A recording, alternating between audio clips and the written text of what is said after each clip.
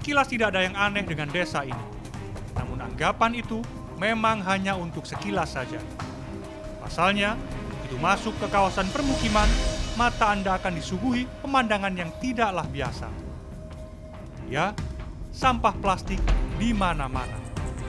Nama desa ini adalah Sumberjo di Kecamatan Paga yang letaknya di wilayah selatan Kabupaten Malang, Jawa Timur. Semakin dalam masuk ke salah satu dusunnya, semakin banyak pula saya melihat sampah-sampah plastik dijemur di halaman rumah warga. Sudah 3 dekade ini warga bergulat dengan sampah plastik. Mereka memanfaatkan sampah-sampah ini untuk dijual kembali. Sisa kertas dan plastik residunya dimanfaatkan warga untuk bahan bakar pembuatan batu gamping. Lazimnya sebuah desa di Indonesia, halaman rumah mereka biasanya digunakan untuk menjemur hasil pertanian mereka, entah itu kemudian padi atau jagung. Tapi tidak di desa ini menjadi pengalaman unik bagi saya karena hampir semua halaman rumah warga di sini digunakan untuk menjemur plastik. Tapi tepatnya adalah sampah plastik yang dicacah dan biasanya mereka gunakan sebagai bahan bakar pembuatan batu gamping yang sudah berlangsung selama puluhan tahun. Anda bisa melihat kanan kiri sejauh mata memandang halaman rumah warga penuh dengan sampah-sampah plastik. Siang itu saya bertemu seorang pembuat batu gamping bernama Sukri. Bersama istrinya, ia sedang menjemur sampah plastik yang akan digunakan untuk membakar batu gamping. Sukri tak ingat betul sudah berapa lama ia membuat batu gamping. Namun bapak 3 anak itu menyebut mungkin saja 40 tahunan. Pirang dino Pak sekali bakar? 3 dino 3 bengi. Iya. Nek kate nunggoni. Lek wis musim. Gak oleh mati Pak ya banyak. Apa geni ya? Lek musim terang ini iki Ini mboten saged mboten angsal. 3 dino 2 bengi, kadang-kadang rong bengi 3 dino. Ada waktu rendang terus kadang-kadang sampai petang dino 4 malam 4 ya. Sukri mengaku sebelumnya ia menggunakan kayu bakar untuk membakar gamping. Namun sejak awal 1990-an, ia beralih ke sampah plastik. 90-an. 90-an. Sebabnya apa Pak? Sebabnya apa? Sing pakai iki lho, pakai sampah. Apa kok nggih? Kok enggak kayu, kok enggak karet? Sebabnya apa Pak? Ya gandringanan. Lebih murah maksudnya. Sukri bilang, 3 hari lagi ia akan memulai membakar batu gampingnya. Benar saja, jobong atau lubang untuk membakar batu gamping sudah terisi dan mulai dibakar. Asap keluar dari tumpukan batu. Hitam warnanya bergulung-gulung di udara. Saya sampai harus menggunakan masker rangkap 2 untuk mengurangi risiko gangguan kesehatan. Untuk membakar 16 ton batu gamping, setidaknya dibutuhkan 5 truk sampah plastik kering seperti ini. Nah, sebelumnya Pak Sukri sudah melakukan penjemuran untuk memastikan bahwa sampah-sampah plastik yang nantinya dibakar untuk menjadi bahan bakar ini dalam kondisi kering. Beginilah kondisinya, begitu banyaknya tumpukan sampah sehingga saya berdiri di atas kira-kira 2 meter dari titik terendah yang merupakan bibir dari tungku pembakaran. Sampah-sampahnya beragam. Salah satunya saya temukan sampah kemasan plastik dari Eropa. Kalau saya lihat kalimat-kalimatnya ada dari Eropa. Dan nantinya ini juga akan dibakar kira-kira 3 hari 3 malam sampai batu gamping menjadi matang dan kering.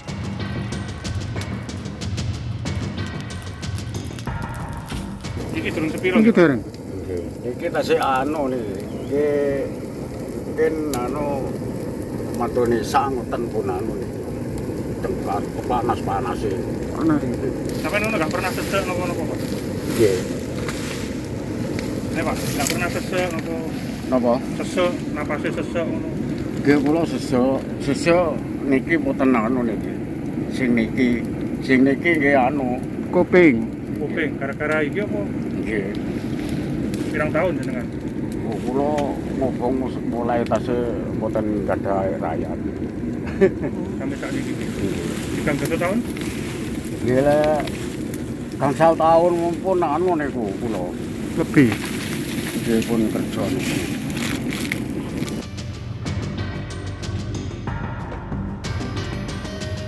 Hasil pembakaran sampah plastik yang ada di belakang saya ini tidak hanya kemudian menguap di udara atau hilang di udara, tapi juga meninggalkan partikel-partikel kecil, mungkin lebih kecil dari debu. Dan ini saya ketahui dari alat-alat kerja kami seperti kamera, itu banyak sekali diselimuti debu. Nah, di udara seperti itu. Bagaimana kemudian sisa dari hasil pembakaran?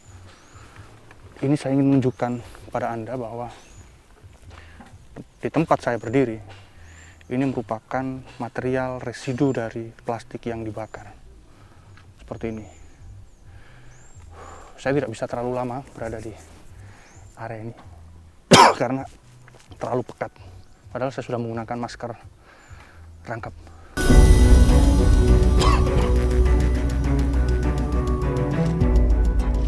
2 tahun lalu, Daru Setiorini, Direktur Eksekutif Ekoton, sebuah lembaga swadaya masyarakat yang fokus di isu sampah plastik, sempat melakukan penelitian aktivitas pembakaran limbah plastik di Sumberjo. Daru mendapati asap hitam hasil pembakaran mengandung partikel yang berbahaya. Ya tak heran, pekerja seperti Sanen mengalami sesak nafas dan gangguan pendengaran. Ketika saya mengukur ininya, partikulat meter yang berukuran 2,5 atau PM2,5 mikron, itu memang terdeteksi sudah jauh melebihi baku mutu udara yang aman gitu ya. Jadi memang bisa saja untuk orang yang sensitif, partikulat debu yang lepas selama pembakaran ini akan memicu penyakit asma atau ISPA gitu. Tak jauh dari tempat Sukri, pembuat batu gamping lainnya selesai membakar. Para pekerja ini bersiap membongkar batu gamping. Mereka juga harus berhadapan dengan risiko ketika membongkar tumpukan batu yang sudah dibakar selama berhari-hari. Batu-batu gamping ini masih dalam kondisi panas. Konco karyawan. Boten kulino nggih boten kuat kerja ngeten iki barang geni sampe tumpaki. Ngono. Niku kan panas ngoten niku geni. Berarti sing eksis bakar ya tua-tua kabeh Pak nggih. Nggih, Anak-anake mboten boten purun. purun. Terus nih. Yuga-yugane boten purun. Nggih. Kata nggih boten. Berarti ke arah berkurang nggih Nggih. pengrajinnya. Nggih. Sing kan macet gamping niku terus tiyang kata sing buyar ta. Para pekerja ini terpapar asap bekas pembakaran yang terjebak di antara bebatuan. Jangan tanya masker, karena mereka tak sekalipun pernah menggunakannya. Kerja borongan yang diupah 200 sampai 300 ribu rupiah itu hanya berbekal besi congkel dan sarung tangan kain seadanya. Satu persatu batu diangkat dan dipindahkan langsung ke truk pembeli. Dari jarak yang cukup aman saja, saya masih bisa merasakan panasnya tumpukan batu gamping itu. Mereka berhadapan dengan kondisi ini selama 6 jam sampai batu terakhir terangkat. Lalu dari mana sampah plastik sebanyak itu yang warga gunakan untuk bahan bakar batu gamping? Mulai beralih setahu saya sejak adanya pengolahan limbah. Masyarakat mengolah limbah dari pabrik itu yang sebagian yang kertasnya dijual lagi, plastiknya untuk dibakar itu mulai beralih. Itu mulai beralihnya di situ. Yang kedua memang sudah tidak ada lagi orang yang katakanlah dulu itu ada pemborong rehut. Ada tukang borong rehut kalau dulu itu. Sekarang sudah nggak ada. Pabrik kertas itu adalah PT Eka Mas Fortuna yang mulai beroperasi di Desa Gampingan, tetangga Desa Sumberjo sejak 1994. Setiap hari, bertonton limbah plastik keluar dari pabrik ini. Humas perusahaan, Adi Yuswanto, menolak permohonan wawancara CNN Indonesia. Ia hanya meminta saya menanyakan langsung kepada Rofi, pemilik PT Alam Sinar, selaku pihak ketiga yang mengelola limbah Ekamas. Adi seperti menegaskan, limbah plastik yang keluar sudah bukan tanggung jawab pabrik Ekamas, sekalipun terjadi penyimpangan dalam pemanfaatannya. Saya pun sudah mendatangi pabrik PT Alam Sinar. Namun Rofi tak berada di tempatnya. Limbah plastik ini merupakan residu sampah kertas yang diimpor pabrik dari sejumlah negara. Menurut Sujarwoto, ilmuwan sosial Universitas Brawijaya yang meneliti tentang fenomena bahan bakar plastik di Paga, keberadaan pabrik kertas turut mengubah perilaku warga desa. Ia bahkan menyebut warga berubah menjadi petani plastik. Di luar imajinasi kita, bagaimana kemudian satu fenomena ya petani padi, petani tebu berubah menjadi petani plastik. Nah, itu suatu perubahan sosial yang saya kira itu luar biasa, Mas. Disinilah limbah plastik itu ditimbun. Video dari udara ini menunjukkan betapa masifnya pembuangan limbah plastik tersebut.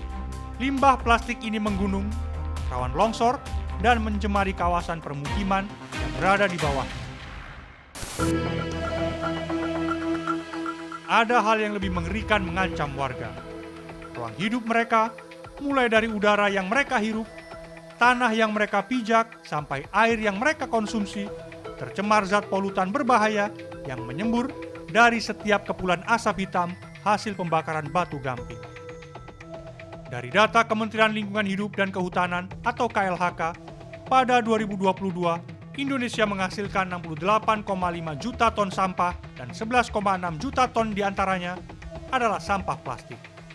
Bahkan diperkirakan 615.000 ton sampah terbuang ke laut dan menjadikan Indonesia negara terbesar kedua penghasil sampah plastik di laut. Pada saat yang sama, diperkirakan 150.000 ton sampah plastik ikut masuk ke Indonesia menumpang impor sampah kertas yang nyaris menyentuh 3 juta ton pada 2023 sesuai data dari UN Comtrade. Karena kalau pemanfaatannya hanya dibakar, tentunya ya kita hanya menjadi tempat pembuangan bagi sampah negara maju dan kitalah yang akan merasakan dampaknya. Itu sangat berbahaya karena ada dioksin, furan, macam-macam yang bisa menyebabkan kita terkena penyakit kanker dan segala macam, yang itu nanti kalau dihitung dari kesehatan mungkin akan sangat merugikan. Tapi kalau jenengan tadi lihat di sana gitu kan ya, kira-kira masyarakat di situ memikirkan kesehatan enggak?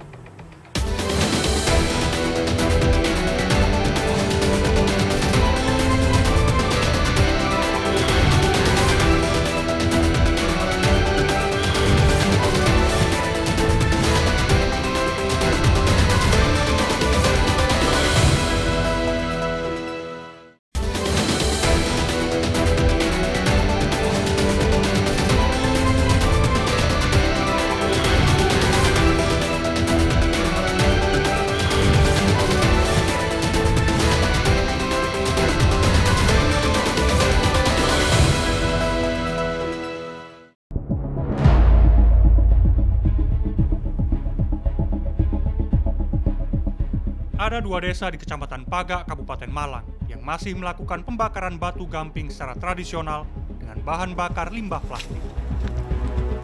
Menurut Daru Setiorini, Direktur Eksekutif Ekoton, kondisi desa ini tak jauh berbeda dengan daerah Tropodo, Kabupaten Sidoarjo di Jawa Timur yang menjadi lokasi industri tahu. Di sana, limbah plastik impor juga menjadi bahan bakar.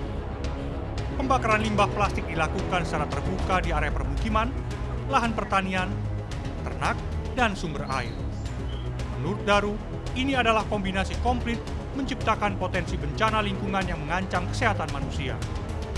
Nah, itu ternyata kadar dioksin di dalam telur ayam yang kami ambil di sekitar lokasi pembakaran plastik ini untuk bahan bakar tahu, itu kandungannya nomor 2 tertinggi di Asia setelah Vietnam. Nah, itu nilainya sampai 70 kali lebih besar dari baku mutu yang ditetapkan oleh BPOM untuk kadar dioksin dalam telur yang layak untuk dikonsumsi. Daru mengungkapkan, kandungan dioksin di salah satu telur menunjukkan angka tertinggi di Asia setelah senyawa kimia bernama Agent Orange yang digunakan militer Amerika Serikat saat menginvasi Vietnam pada 1960-an. Senyawa kimia beracun lainnya yaitu SCCP dan BPDE yang ada di plastik juga ditemukan di dalam telur ini. Ia menduga zat kimia berbahaya juga sudah masuk ke rantai makanan di Sumberjo dan Gampingan. Di desa ini, ayam-ayam juga berkeliaran mencari makan di sekitar pembakaran. Begitu juga dengan abu sisa pembakaran yang dibuang begitu saja. Pada musim hujan, material debu ini akan terserap di tanah dan sungai. Sejumlah peneliti dari Universitas Brawijaya dan Inggris melakukan penelitian serupa di desa Sumberjo. Selain Sujarwoto, Holipa, pengajar di Fakultas Kedokteran Universitas Brawijaya, menjadi salah satu anggota tim. Menurutnya, zat kimia berbahaya hasil pembakaran limbah plastik adalah dioksin. Dioksin ini merupakan kelompok senyawa berbahaya, yaitu benzoapiren dan poliaromatik hidrokarbon, yang ketiganya memicu tumbuhnya sel kanker. Bahkan dampak dioksin bisa menyebabkan gangguan hormon, diabetes, gangguan syaraf, keguguran pada ibu hamil, dan bayi lahir dalam kondisi cacat. Penelitian yang ada memang ketika dia terbakar, dia menempel pada makanan, dia ternyata tidak diurai. Jadi ada beberapa penelitian pada feses gitu ya, pada feses itu masih ada ditemukan zat-zat partikel-partikel tersebut. Bahkan jangankan dibakar, sampah plastik yang ada di sungai itu ketika dia di sungai itu ternyata dia mencemari ikan. Jadi ada penelitian juga yang di ikan, jadi dilihat di ikan itu ternyata dia juga mengandung bahan plastik itu dan dia tidak terurai. Selama puluhan tahun itu, para pekerja pembuat gamping seperti Sukri dan Sanen terpapar asap hitam hasil pembakaran limbah plastik. Sukri mengaku dalam 1 bulan bisa 3-4 kali membakar gamping. Dalam 1 kali pembakaran, keuntungan bersihnya rata-rata 3 juta rupiah. Sedangkan pekerja seperti Sanen mengantongi upah sistem borongan sebesar 500.000 rupiah selama 3 hari masa pembakaran.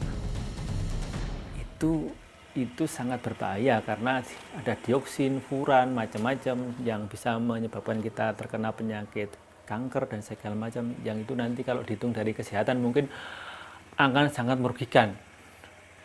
Tapi kalau jenengan tadi lihat di sana gitu kan ya, kira-kira masyarakat di situ memikirkan kesehatan enggak? Data kesehatan 4 tahun terakhir yang tercatat di Puskesmas Pagak menunjukkan penyakit yang terafiliasi dengan zat-zat berbahaya dari pembakaran plastik menempati peringkat tertinggi. Penyakit saluran pernapasan atau ISPA misalnya, tercatat 1.826 kasus pada 2019, 1.761 kasus pada 2020, dan pada 2021 tercatat 1.138 kasus, serta 865 kasus pada 2022. Tim peneliti masih memeriksa kandungan darah warga untuk mencari tahu zat polutan yang masuk ke jaringan tubuh. Kami melihat yang paling gampang adalah penyakit paru obstruktif kronis, PPOK, yang dalamnya ada asma, ada kanker paru. Nah, itu menurut literasi itu akibatnya. Tetapi kami ingin lebih objektif lagi, apa sih penyebabnya dari bakaran sampah plastik itu? Sejumlah warga desa sebenarnya tidak tinggal diam. Budi salah satunya.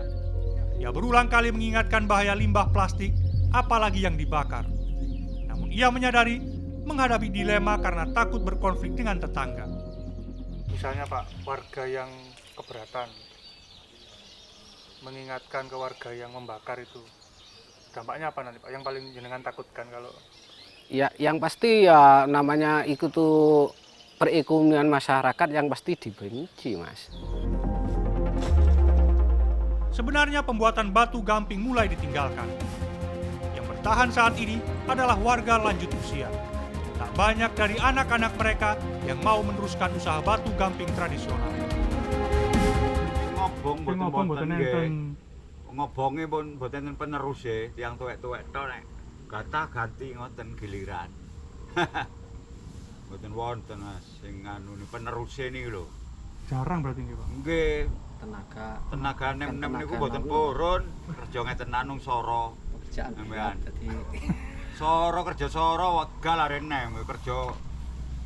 Rata-rata pekerjaannya memang pekerja tradisional murni ya, jadi orang-orang tua yang dulu sudah mulai bekerja di Gamping karena yang bisanya cuma itu, ya mereka bergelut di pergampingan itu. Tapi kalau yang muda-muda kebanyakan lebih baik mencari potensi kerja yang lain seperti itu, karena di sini juga ada memanfaatkan limbah sampah gitu.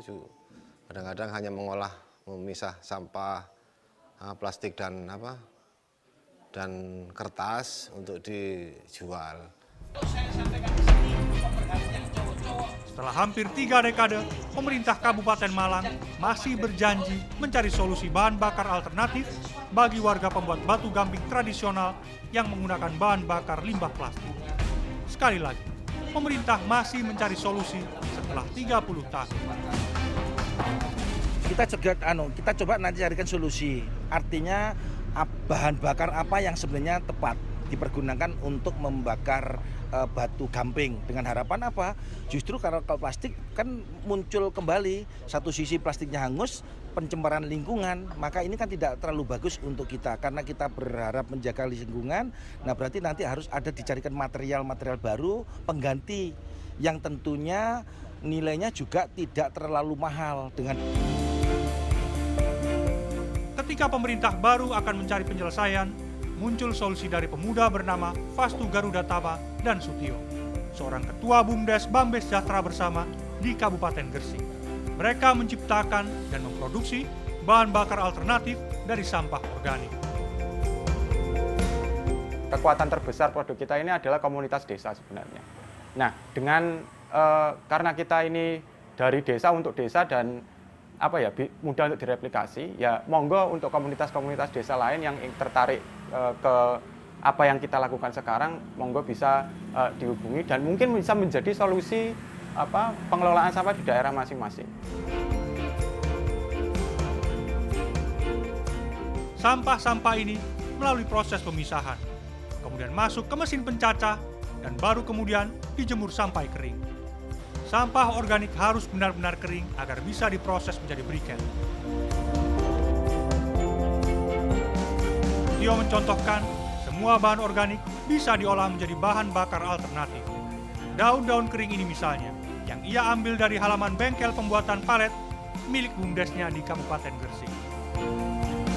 Jadi hanya murni sampah, kalau ini murni sampah dari daun, ranting, jadi bukan sampah dari rumah tangga. Kalau ini, tapi sama rumah tangga pun yang ada di TPA, itu juga bisa diproses seperti ini setelah melalui proses pemilahan, terus penggilingan, terus sesing, diayak itu Pak ya, ambil yang halus, yang benar-benar organik, nanti bisa juga jadi seperti ini. Jadi nggak pakai bahan tambahan untuk? Nggak ada. Jadi kalau kita perlu sampah organik 100 kilo, itu nanti bahan yang kita butuhkan ya kira-kira 110 kilo lah. 110 kilo Pak? Iya. Itu. Artinya hampir semua terpakai Pak ya? Semua terpakai. Bisa enggak susut, asal kadang-kadang kan yang tumpah-tumpah gitu Pak. Inilah bentuk bahan bakar alternatif berbasis sampah organik. Fastu mengakui bahan bakar organik ini jauh lebih ramah lingkungan dibandingkan batu bara, apalagi limbah plastik yang dibakar. Dari misal kita ambil contoh di PL pembangkit listrik ya Mas ya, kalau menggunakan batu bara itu setiap 1 kWh-nya itu yang dihamburkan ke udara itu 1 kg sampai 1,1 karbon. Nah kalau kita pakai bahan bakar alternatif ini yang 100% organik itu cuma 0,1 Mas. Jadinya untuk emisinya kita itu 10 kali lebih efisien dan lebih environmentally friendly dari bahan bakar alternatif yang lain. Bahan bakar alternatif ini memiliki tingkat kalori yang terendah 3.000 dan bahkan bisa menjadi 6.000 sampai 8.000 kalori. Menurut Fastu, ini sudah lebih dari cukup menggantikan limbah plastik sebagai bahan bakar pembuatan batu gamping. Sejumlah industri sudah menggunakan produknya, mulai industri keramik sampai pengeringan pupuk. Di saat kurang diapresiasi di dalam negeri, karya Fastu dan sejumlah kawan-kawannya di Muda Mudi menyabet peringkat 1 di ajang Asia Pasifik Kooperatif Youth Summit di Malaysia pada Juli 2023. Mereka menyisihkan peserta dari 18 negara. Tidaklah adil ketika warga dibenturkan dengan problem lingkungan ketika pemerintah tidak memberikan pilihan-pilihan alternatif. Diperlukan kehati-hatian dalam membuat kebijakan bagi warga yang menggantungkan hidup dengan membuat batu gamping, sekaligus memastikan keselamatan warga lainnya.